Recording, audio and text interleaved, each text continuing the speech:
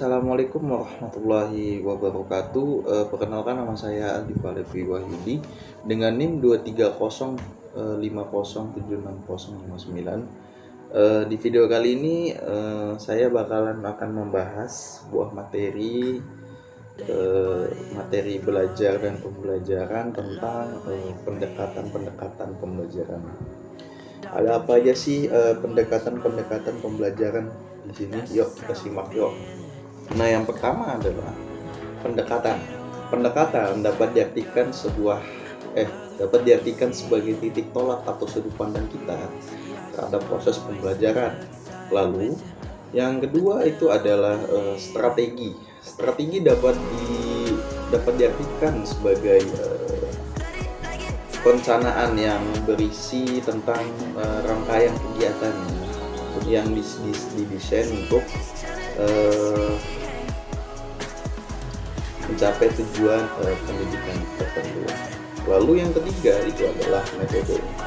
Metode merupakan jabaran dari pendekatan. Satu pendekatan dapat dijabarkan ke dalam berbagai metode. Jadi metode itu adalah prosedur pembelajaran yang difokuskan ke pencapaian tujuan.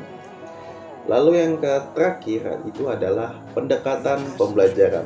Dapat diartikan sebagai titik tolak atau sudut pandang kita terhadap proses pembelajaran yang merujuk pada pandangan tentang terjadinya suatu proses yang sifatnya masih sangat umum. Di dalamnya mewadahi, menginspirasi, menguatkan dan melatari metode pembelajaran dengan cakupan teoritis tertentu. Nah, saya sebutkan yang terakhir itu pembelajaran itu masih ada dibagi dua ya teman-teman. Yang pertama adalah pendekatan pembelajaran yang berorientasi atau berpusat pada siswa. Lalu yang kedua adalah pendekatan pembelajaran yang berorientasi atau berpusat pada guru. Nah, kita masuk yang materi kedua, yaitu jenis-jenis pembelajaran dan penerapannya. Di sini mungkin ada banyak ya, ada 10 kalau nggak salah. Jadi kita bakal ngasih tahu yang inti-intinya aja.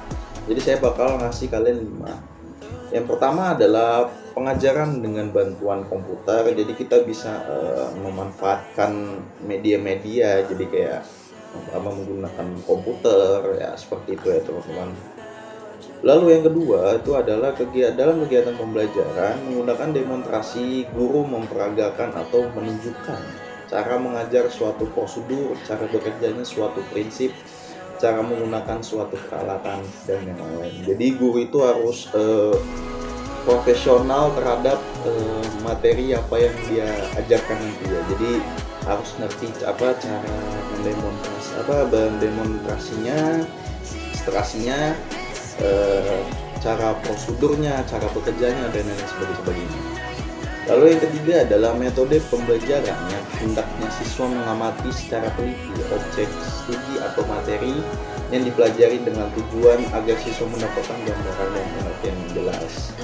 Jadi metode ini tuh kayak seperti jadi siswa itu memang harus meneliti ya di sebuah penelitian gitu dan mendapatkan sebuah informasi yang konkret ya, seperti itu ya teman-teman. Lalu yang terakhir, metode mengajar yang menghendaki kelompok ya siswa membahas suatu masalah ditinjau berbagai segi atau sudut pandang. Jadi ya kita seperti pada umumnya ya kelompok-kelompok gitu, kita bekerja sama ya. Metode ini mungkin umum sekali ya, jadi bisa dipakai di waktu kuliah kayak presentasi gitu kelompok untuk memecahkan sebuah masalah atau kasus penelitian gitu ya teman-teman. Jadi di sini juga kelompok pasti yang semuanya harus bekerja ya teman-teman, karena supaya bisa mendapatkan hasil yang maksimal seperti itu. Nah, kita langsung aja masuk ke materi ketiga, yaitu sebenarnya agak banyak sih ya di materi ini, cuma mungkin cukup singkat aja ya kali ya. Mungkin materi 3 ini bakal jadi terakhir aja ya.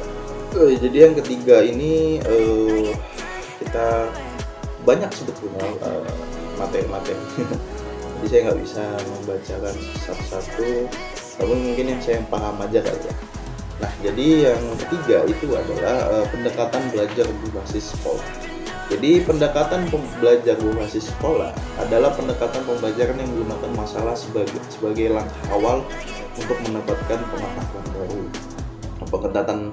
Pendekatan pembelajaran yang berdasarkan sekolah adalah suatu pembelajaran yang menggunakan masalah dunia nyata sebagai konteks bagi siswa untuk belajar tentang cara berpikir kritis dan keterampilan memecahkan masalah serta untuk memperoleh pengetahuan dan konsep yang esensial dari materi pembelajaran.